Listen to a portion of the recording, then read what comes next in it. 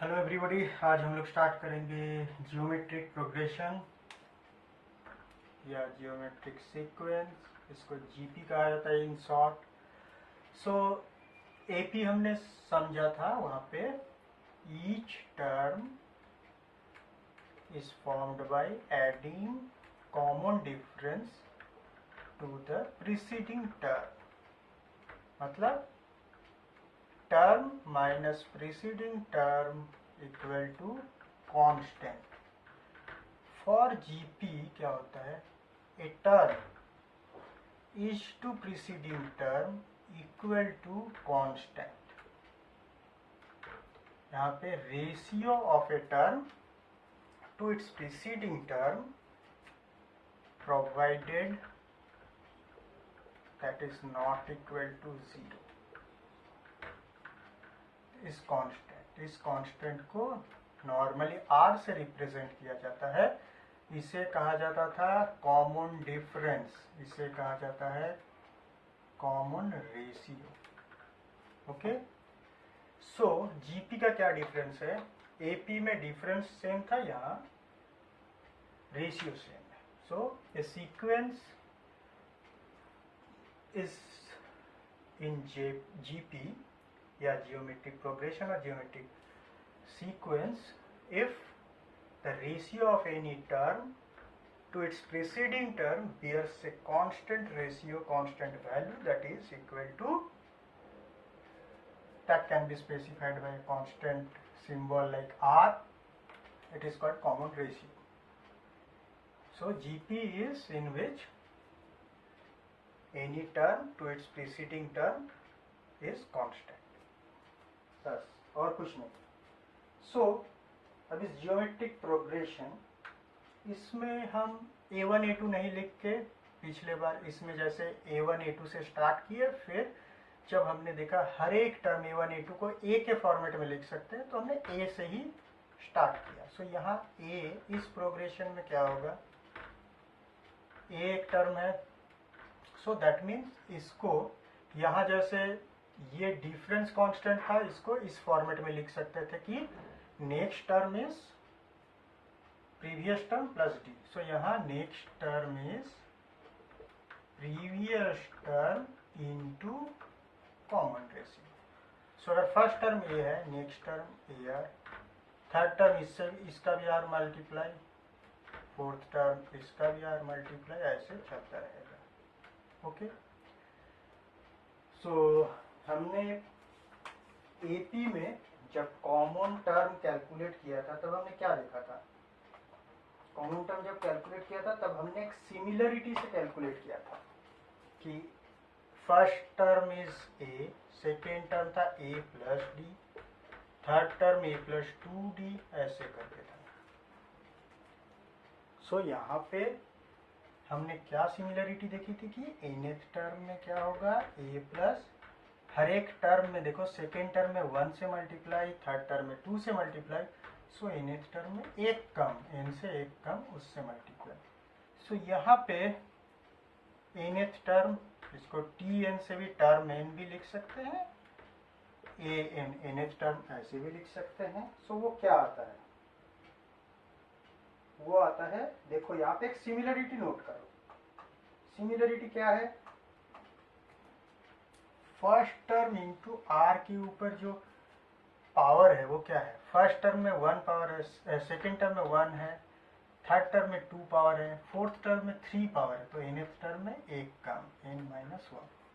सो nth term का formula आ गया an equal to a r to the power n-1। ठीक है। सो अब हमें अगर किसी प्रॉब्लम में बोले कि ये एक जियोमेट्रिक सीरीज है जिसमें first term is this and common ratio is this, so find the fourth term. So t4 या a4 लिख के दिस 4 - 1 इक्वल टू 3 पुट कर देंगे, रिजल्ट आ जाएगा। सो टर्म कैलकुलेशन करना आसान हो गया। ओके, सो ये एक फॉर्मूला था, बेसिक फॉर्मूला, जो कि एपी में भी हमने टर्म कैलकुलेट किया था। अब हम कैलकुलेट करेंगे समेशन, जो कि हमने एपी में भी सम का एक फॉर्मूला देखा था, यहाँ भी देखते हैं। तो एक सीरीज बनाते हैं पहले, सम ऑफ एन टर्म का एक सीरीज। सीरीज मतलब सीक्वेंस के हर टर्म को ऐड कर दो। सो हम ऐड करते हैं। ये लास्ट टर्म वैल्यू पता है हमें, a r to the power n minus one, but ठीक है हम लोग ए एन नहीं लिखते हैं, ओके, हमें जरूरत नहीं है, वो हम बाद में उसको जब यूज करेंगे तब, नहीं तो अगर चाहते हैं अभी लिखना वो भी लिख सकते हैं, कोई दिक्कत नहीं है। अब इसको इसका डेरिवेशन का एक स्पेसिफिक प्रोसेस है। जैसे जब इस टाइप का एक सीक्वेंस होता है ना, जैसे आर मल्टीप्लाई होके है सब में, तब समेशन को आर से मल्टीप्लाई करो तब ये बन गया ए आर स्क्वायर। देखो आर से मल्टीप्लाई करने से फर्स्ट टर्म बन गया सेकेंड टर्म बन गया थर्ड टर्म। तो फर्स्ट टर्म क्या बन गया आर से मल्टीप्लाई करने से ए आर, तो उस ए आर को हम ए आर के नीचे लिखेंगे, ए आर बन गया ए आर स्क्वायर। करते करते इसके पहले वाला टर्म जो था a r to the power n minus two, वो बन गया ये, और ये बन गया a r to the power n. अब दोनों को सब्ट्रैक्ट करेंगे ताकि ये कैंसिल हो जाए, ओनली ये दो टर्म रहे। सो एन कॉमन गया, one minus r equal to a minus this. N equal to क्या हुआ,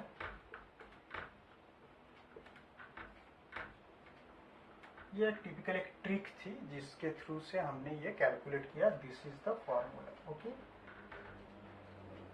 सम ऑफ एन टर्म्स। सो इसको ऐसे भी लिख सकते हैं, और इससे ऊपर से और नीचे से माइनस अगर कॉमन ले तो इसको भी ऐसे भी लिख सकते हैं। सो ये फॉर्मूला आ गया हमारा।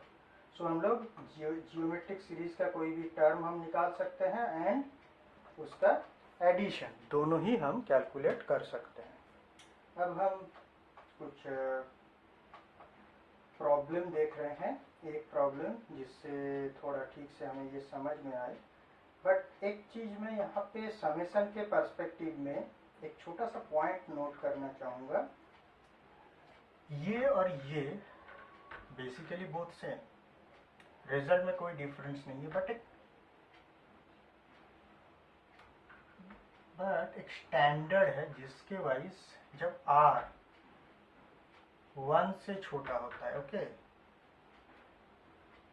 तब ये यूज किया जाता है ये फॉर्मूला। जब r छोटा होता है 1 से और -1 से बड़ा, मतलब हम अगर कहें मॉडर इज लेस देन 1, और ये है जब मॉडर इज ग्रेटर देन 1, ओके।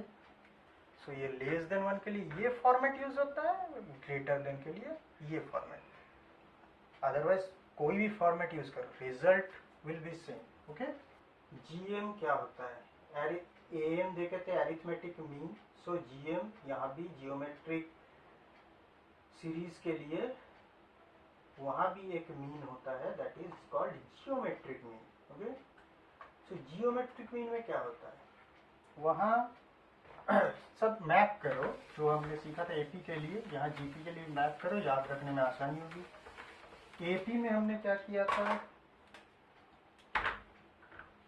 दो टर्म के बीच में एक टर्म हमने इंसर्ट किया था जो कि अरिथमेटिक मीन था, तो क्या हुआ, तीनों टर्म हो गए थे एपी में अरिथमेटिक मीन के लिए। अब यहाँ जियोमेट्रिक मीन के लिए हम अगर एक टर्म यहाँ पे इंसर्ट करते हैं तो रिजल्टिंग सीक्वेंस क्या हो जाएगा, जीपी। मतलब जीपी का डेफिनेशन क्या है, second by first equal to third by second. So G square equal to a b, G equal to plus minus root a b, ठीक है। So this is value of geometric mean between two terms. वैसे ही हम N terms अगर include कर दें, suppose दो geometric mean अगर हम इसके अंदर इंट्रोड्यूस करें तो क्या होगा, this 4 is in GP. So fourth term is first term, suppose R is common ratio, 4 minus 1 equal to 3, a r to the n minus 1, g2 हो गया a r स्क्वायर, g1 हो गया a r। So g1 g2 अगर calculate करना हमें r चाहिए, r हमें मिल जाएगा इससे, r is what, b by A cube root of b by A, वो पुट कर दो इन दोनों में तो g2 g1 आ गया।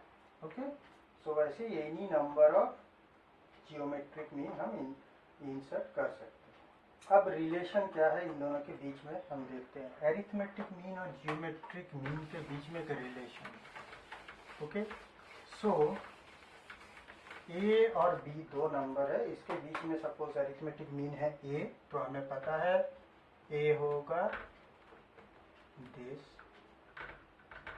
और जी अगर होता है तो रूट ए बी होता है, उसका value plus minus. Okay, so अब देखते हैं इन दोनों में वैल्यू क्या है, अब मतलब रिलेशन। सो ए माइनस जी क्या होता है, ए दिस, अब माइनस करेंगे सो प्लस वाला माइनस बन जाएगा, माइनस वाला प्लस। सिंप्लीफाई करते हैं, सो इसे हम लिख सकते हैं, ए को ऐसे लिखा, बी को ऐसे, और ये 2 से मल्टीप्लाई हो गया, तो देखो ये एक होल स्क्वायर बन गया। सो माइनस होगा तो माइनस रूट बी का होल स्क्वायर, प्लस होगा तो प्लस। अब हमें पता है a माइनस जी ये भी रियल है, ये ए रूट बी सब रियल है, तो रियल का whole square is always greater than equal to 0। Okay, so जब a और b इक्वल होगा तब माइनस करेंगे तो दोनों इक्वल होने से क्या होगा, रूट ए माइनस रूट बी 0 आ जाता है। ओके, अदरवाइज ग्रेटर देन होता है। सो ओवरऑल अगर हम देखें तो इक्वल टू का एक पॉसिबिलिटी है। So A minus G greater than equal to 0, so A is always greater than G. So this is the relation जे arithmetic mean is always greater than equal to geometric mean. Okay, so अब हम exercise का एक problem देखते हैं। 5 का ए क्या दिया हुआ, which term of the following sequence is 128। सो अगर सीक्वेंस को देखें, पहले हम सीक्वेंस को देख के 128 कौन सा टर्म होगा उसके देखने के लिए हमें पैटर्न चाहिए, किस टाइप का सीरीज है, ये सब इंफॉर्मेशन हमें कुछ देखनी पड़ेगी। सो ये है 9.3 का 5 का ए। अब देखो, अगर हम देखें सीक्वेंस सपोज इसको नाम देते हैं कुछ भी, एक W, एक सीक्वेंस नाम दिया, दिस इज अ सेट 2, 2√2, 4 ऐसे चल रहा है। सो set 2√2, second term by first term is this, third term by second term equal to 2 by √2 means √2. So ratio of any two consecutive number is constant. So second term by first term, third term by second term is constant. So sequence W is in GP. So हम GP का formula use कर सकते हैं। So which term is 128? So let 120 is nth term of this GP में क्या है, with इसका first term equal to 2, common ratio equal to √2. So nth term is this, formula क्या था, a r to the power n minus 1. So a is the first term into r to the power n minus 1. So 64 equal to 2 to the power अब this is square root, so इसको लिख सकते हैं n minus one by this. This is what, 2 to the power कितना है, this is 4 cube means 2 to the power 6. Okay, that means root 2 to the power 12, और ये क्या था, root 2 to the power n minus one. So that means n minus one equal to 12, n equal to 13. So this is the 13th term. Okay, so 9.3 का answer हुआ है 13th term. So अब हम लोग और एक प्रॉब्लम देखते हैं. देखो 32 का प्रॉब्लम देखते हैं. Last one, problem number 32.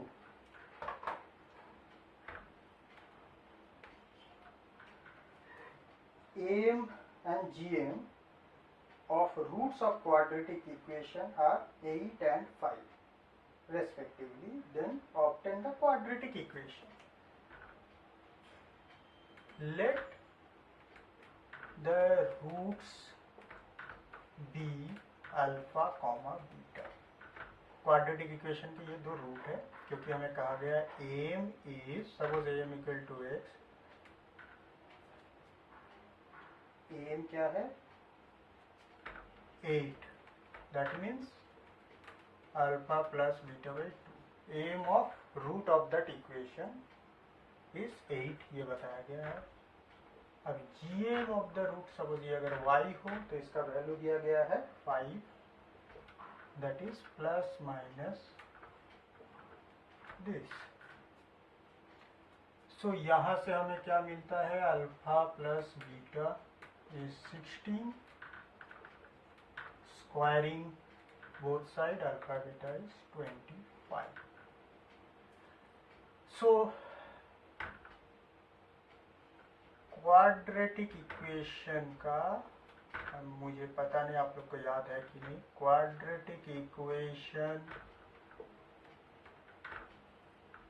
with roots, जिसके roots है अल्फा कॉमा बीटा, वो क्या होता है, ये एक formula X square minus sum of the roots into X plus product of the roots equal to 0. This is formula. So alpha plus beta हमारे पास है 16x, alpha beta is 25 equal to 0. Okay, so 32 का answer ये है X square minus 16x plus 25 equal to 0. 29 वाला देखते हैं. देखने में टफ लग रहा है, एक्सप्रेशन थोड़ा उस टाइप का है, बट हम लोग एक्सप्रेशन से घबराएंगे नहीं, प्रोसेस पे ध्यान देंगे. ओके, प्रोसेस क्या है वो देखते हैं. सो 29, इसको पढ़ते हैं क्या. A and G be AM and GM respectively between two positive numbers. So let, पहले लिखते हैं जो दिया हुआ है, let two positive numbers as A comma B. So A B greater than 0, ये कहा गया है. AM and GM हमें दिया गया है A and G. Given A is A plus B by 2, G is plus minus this. Okay. So अब हमें क्या हुआ, नंबर हमें A और B जो है वो निकालना है, that is in terms of capital A and capital G. So ये एक सॉल्यूशन हमें निकालना है यहाँ से. ओके, सो हम क्या करेंगे, यहाँ से लेके यहाँ पुट करना, वो भी हो सकता है, या और एक तरीका है A बाई G करते हैं. हमें बस कुछ नहीं है, A इज टू B निकालना है. Okay, small a is to small b, हमें ये चाहिए और कुछ नहीं. Okay, prove that the numbers are, या एच टू यहाँ पे देख रहा हूँ एच टू नहीं दिया गया है, यहाँ पे ए और बी का वैल्यू कैलकुलेट करने दिया गया है, वो भी हम कर सकते हैं यहाँ से। सो ए बाई जी अगर करते हैं तो वो क्या आता है, ए plus B by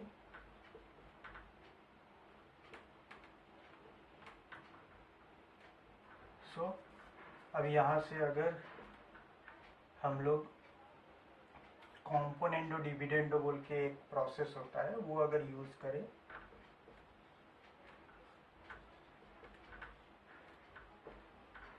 so this plus this तो क्या आता है, इसका होल स्क्वायर, जब माइनस ए माइनस बी होता है तो माइनस प्लस, ओके। सो यहाँ से पहले रेशियो में दिखा देता हूँ, कहीं कहीं रेशियो भी कैलकुलेट करने देते हैं। सो रूट निकाले तो ये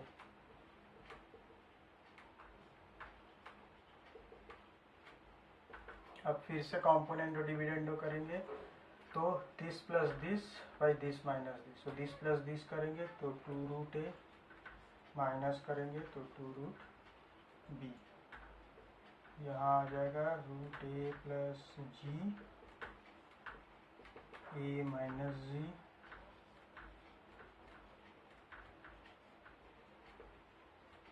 सो ये आ गया ऐसे।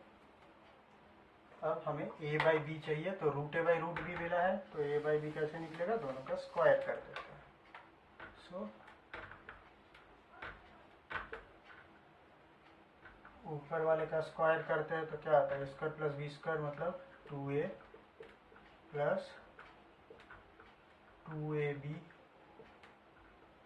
नीचे माइनस स्क्वायर, ठीक है 2a minus 2ab,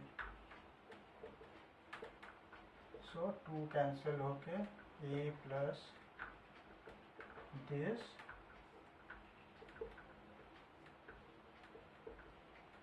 this ratio. देखो ये जहाँ जो प्रूव करने दिया उससे बहुत सिमिलर है, देखो ए प्लस और ए माइनस दोनों निकले, वहाँ ए प्लस माइनस देके वैल्यू कैलकुलेट करने दिया। सो अब एग्जैक्टली इस प्रॉब्लम का हम लोग वैल्यू कैलकुलेट कर लेते हैं, ओके। सो वैल्यू करने का दो अननोन, दो इक्वेशन, नॉर्मल प्रोसेस कैलकुलेट कर लेते हैं। सो यहाँ से स्क्वायर करते हैं, बी क्या निकला, G square by A, put कर दो इसमें। सो ए इक्वल टू या 2a equal to A plus B है ना, A plus G square by A, so that means A square, अब ए का क्वाड्रेटिक बनाते हैं, A square plus G square equal to 2 small A capital A square, A का small a का descending power में हमने लिखा। अब ये श्रीधराचार्य अप्लाई कर दो, ये और आसान है बरंग जो बुक में दिया है। So minus b, so capital 2a, क्या फॉर्मूला होता है, माइनस बी प्लस माइनस, देखो मैं फॉर्मूला पहले लिख देता हूँ। अगर ये क्वाड्रेटिक इक्वेशन होता है तो इसका solution as per Shridharacharya principle होता है minus b plus minus b square minus 4ac by 2a। So b is x का कोएफिशिएंट, यहाँ पे एक्स का क्वाड्रेटिक था, यहाँ स्मॉल ए का है, तो स्मॉल ए का क्वाड्रेटिक इक्वेशन में स्मॉल ए का यहाँ पे coefficient is this, so minus b हो गया प्लस माइनस बी स्क्वायर, तो ये बी था तो B square B 4a square हो गया, माइनस बी स्क्वायर में 4ac है तो a मतलब एक्स स्क्वायर का कोएफिशिएंट या ए स्क्वायर का है, सो 1, c क्या है constant term is G square. So यहाँ से 2 कॉमन इससे साथ कट के a रहा, यहाँ 4 निकल के 2 हुआ जो कि कट गया this, so a is this, okay. So a को हम प्लस ले सकते हैं या माइनस ले सकते हैं, कुछ भी ले सकते हैं, दोनों में से कुछ भी हो सकता है। सो कोई एक ले ले, let if a equal to a plus, तो b क्या होगा, 2 कैपिटल ए माइनस यहाँ क्या है 2a equal to a plus B है, सो हमें b चाहिए, b क्या हुआ 2a माइनस ए, सो 2a से स्मॉल a माइनस करो, 2 capital A minus this a minus A square minus G square, so आया माइनस। अब अगर इसको माइनस लेते हैं तो क्या आएगा b equal to 2a minus A है, अभी a की जगह यहाँ पे a माइनस पुट कर दिए तो आ गया a plus. Okay, so basically ये प्लस माइनस आ रहा है, a अगर प्लस है तो b आ जाता है माइनस वाला, अगर a को माइनस ले तो b plus, so basically the numbers are this plus minus. Okay, so बस AP और GP हमने कवर कर लिया है विथ सम सिलेक्टिव प्रॉब्लम्स, ताकि आप लोग को एक्सरसाइज सॉल्व करने में हेल्पफुल हो। Okay, thank you. Next class में हम लोग कुछ नया लेके फिर डिस्कस करेंगे, तब तक के लिए थैंक यू।